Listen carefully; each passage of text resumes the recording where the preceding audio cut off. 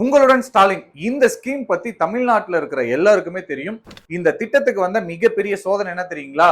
இந்த தமிழ்நாடுடைய அரசு திட்டத்துல உங்களுடன் ஸ்டாலின், அதாவது முதலமைச்சருடைய பெயர் இடம்பெற்றிருக்கு இல்லைங்களா?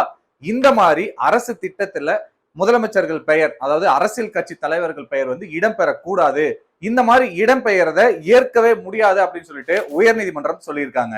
உங்களுடன் ஸ்டாலின் இந்த திட்டம் எதுக்காகன்னு உங்களுக்கு தெரியுங்களா? அந்த வெப்சைட்லயே போட்டிருப்பாங்க. அதாவது பொதுமக்களுக்கு அரசு சைட்ல இருந்து செய்யக்கூடிய பணிகள் வந்து வேகமாகவும் இருக்கணும், எளிதாக இருக்கணும், வெளிப்படைத்தன்மையா இருக்கணும் அப்படின்றதுக்காக தான் இந்த ஸ்கீம் அப்படின்றத அந்த ஆப்ல மென்ஷன் பண்ணியிருக்காங்க, டிஸ்கிரிப்ஷனா கொடுத்திருக்காங்க. ஆக்சுவலி இது செய்ய வேண்டியது அரசனுடைய அடிப்படை கடமை. இந்த விஷயத்தை தான் இந்த 4.5 வருஷமா திமுக அரசு செஞ்சிருக்கணும். ஆனா இது அவங்க தவறிட்டாங்கன்னு அவங்களே உணர்ந்துதான் 4.5 வருஷம் கழிச்சு எலெக்ஷன் வருது இல்லைங்களா, இப்போ அது ஒரு புதுசா ஒரு திட்டம்னு அறிவிச்சு அந்த திட்டத்தினுடைய விளம்பரத்தின் பெயர்லயுமே ஸ்டாலின் அப்படின்ற பெயரும் இடம்பெற்றிருக்கு.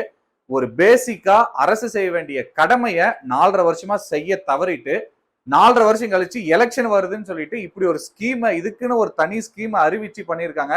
கண்டிப்பா இது மக்கள் எல்லாருக்குமே தெரியும். 4.5 வருஷமா நீ பண்ணாது எலெக்ஷனுக்காக தான் இந்த 6 மாசமா நீங்க பண்ண போறீங்க அப்படின்றத. சோ நிச்சயமா இந்த திட்டத்தின் கீழ எனக்கு எந்த அளவுக்கு மக்கள் பயன்பெற்றிருக்காங்க அப்படின்றது தெரியல. பயன்பெற்றிருந்தீங்க அப்படின்னா கமெண்ட்ல சொல்லுங்க. ஆனா இந்த விஷயத்த திமுக அரசு 4.5 வருஷமாவே செஞ்சிருக்கணும் அப்படின்றது ஒரு பேசிக்.